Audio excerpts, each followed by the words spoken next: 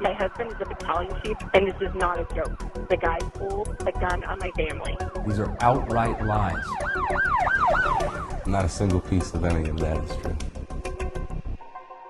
I'm ABC15 Chief Investigator Dave Biskobing, and you're about to see a special story we call Indefensible. It's about a man in a small town where a person in power accused him of a serious crime. And what did it take to prove he acted in self-defense? Just watch.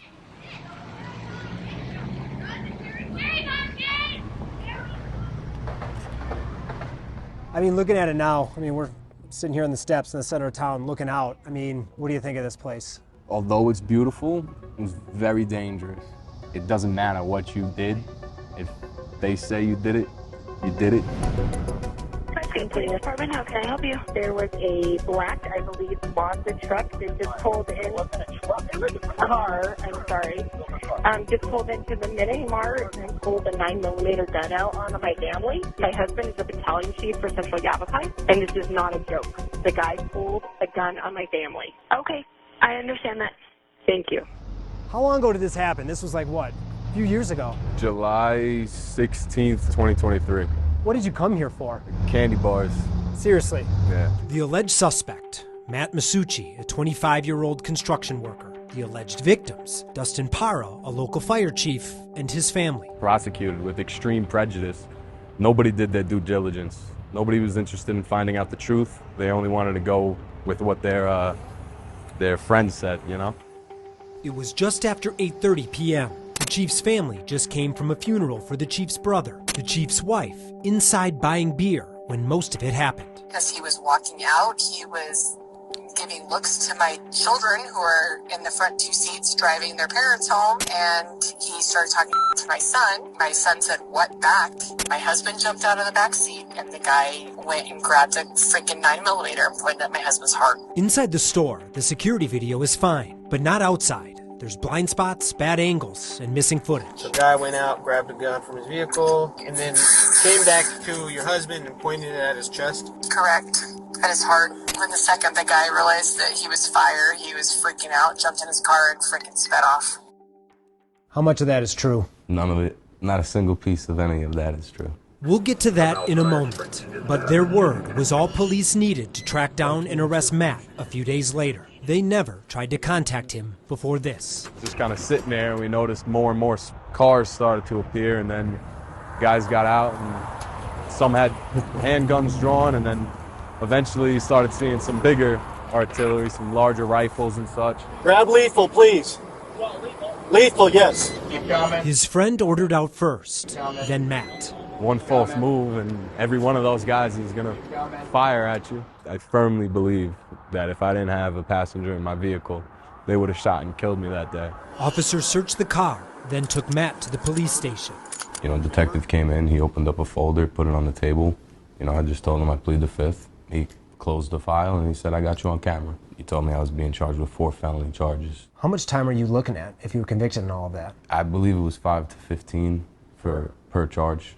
Right. Matt says a local Prescott defense attorney told him he was going to do time. Desperate, he hired new attorneys out of Phoenix this year.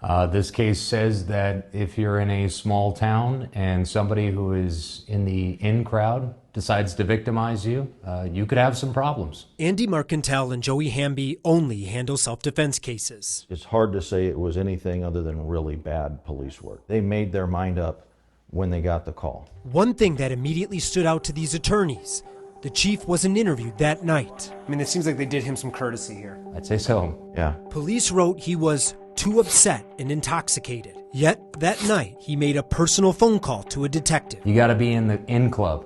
Yeah. You gotta be in the club to do something like that. Another thing that stood out was the family's claims. These are outright lies. Allegations like Matt walked around their vehicle and said, "I'm going to kick a 15-year-old," and that he had a gun in his waistband. I theorized that the cops took a look at the surveillance cameras that night, as you can see in the police report. Once Parra and his family were informed that the cameras weren't really showing any details of it, they went with the lie. The outside footage, inexplicably, is missing 29 seconds of video. You can see the time jump. So it missed the beginning of what happened. But what they saw in the footage, even at this quality, was critical. And once we were able to enhance the video and see that there was an actual forced entry in progress with a continued threat, that changed the entire case. So now, what really happened?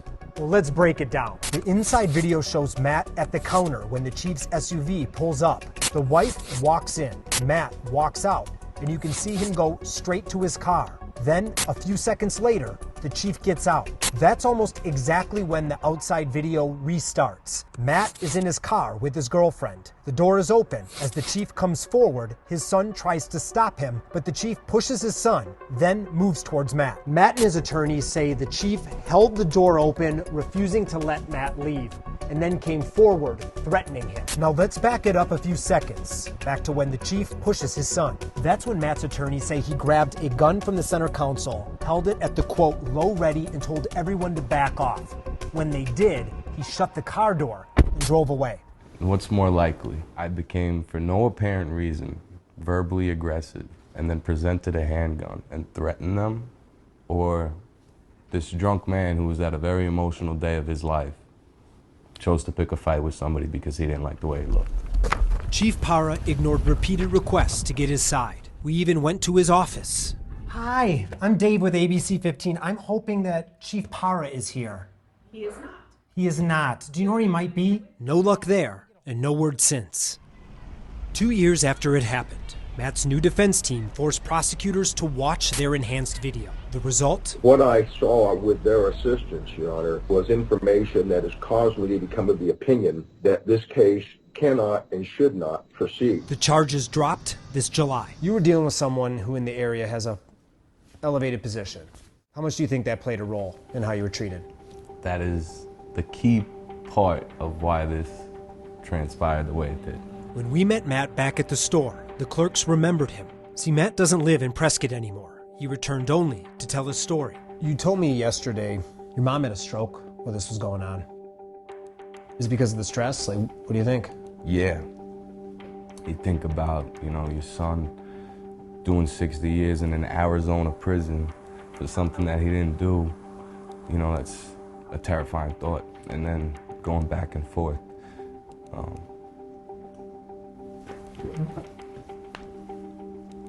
Is she all right now? He first shared about his mom here on the courthouse steps. That's where he also told us he's never coming back. I know I'm not welcome here, and I don't want to be here any longer than I need to be. So what about the police and how they handled this? Well, they ignored several requests to talk to, but we made a surprise visit leading to a surprise interview. Bottom line, Prescott defends how they handled the case, and their response deserves its own full story.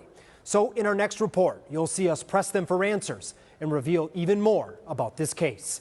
I'm investigator Dave Biscobing, ABC 15, Arizona.